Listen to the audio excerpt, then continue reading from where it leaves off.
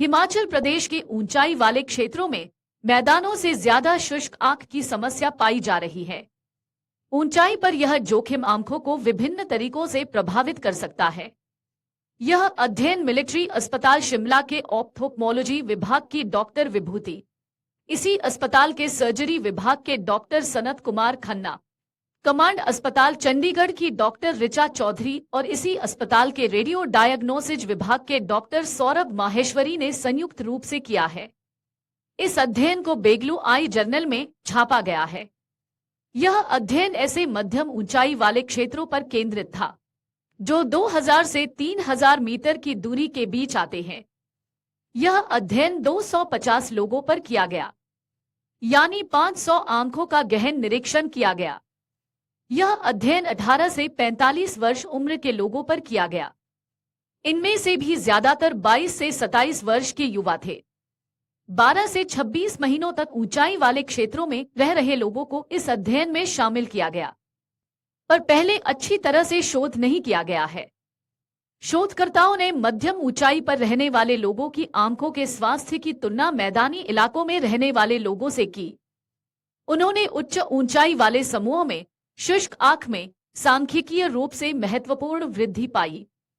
दृश्य तीक्ष्णता, अंतरकोशिकीय दबाव या केंद्रीय कॉर्नियल मोटाई में कोई महत्वपूर्ण परिवर्तन नहीं देखा गया। उच्च ऊंचाई वाले समूहों में केंद्रीय सीरस रेटिनोपैथी के 4 मामले और केंद्रीय रेटिनल शिरा अवरोध का 1 मामला पाया गया, लेकिन ऊंचाई से संबंध की पुष्टि करने के लिए और अधिक शोध की आवश्यकता है। शोधकर्ताओं ने मध्यम ऊंचाई पर यात्रा करने वाले लोगों के लिए एहतियात के तौर पर लुब्रिकेंट आई ड्रॉप का उपयोग करने की सलाह दी। इन निष्कर्षों की पुष्टि करने और आंखों पर मध्यम ऊंचाई के प्रभावों को बेहतर ढंग से समझने के लिए आगे के अध्ययनों की जरूरत है। यह अध्ययन आंखों के स्वास्थ्य पर मध्यम ऊंचाई के संभावित प्रभाव के बारे में मूल्यवान जानकारी देता है। इसकी पुष्टि करने और निवारक उपाय विकसित करने के लिए और अधिक शोध की जरूरत है।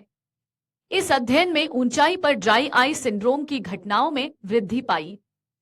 हालांकि मध्यम ऊंचाई का दृश्य तीक्ष्णता, आईओपी या केंद्रीय कॉर्नियल मोटाई पर कोई महत्वपूर्ण नेत्र संबंधी प्रभाव नहीं था।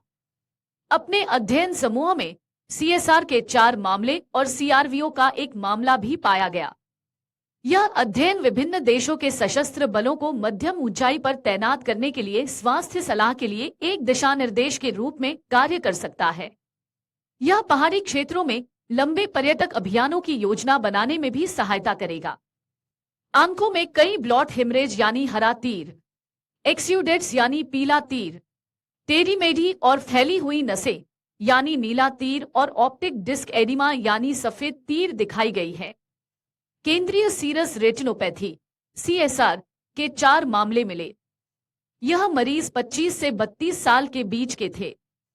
वे केंद्रीय दृश्य क्षेत्र में दृष्टि के धुंधलेपन और केंद्रीय स्कोटोमा की शिकायतों के साथ आए थे। अगर आप ये वीडियो YouTube पर देख रहे हैं तो हमारे चैनल को सब्सक्राइब करें और बेल आइकन को दबाना ना भूलें। अगर आप Facebook पर ये वीडियो देख रहे हैं तो हमारे पेज को लाइक करें।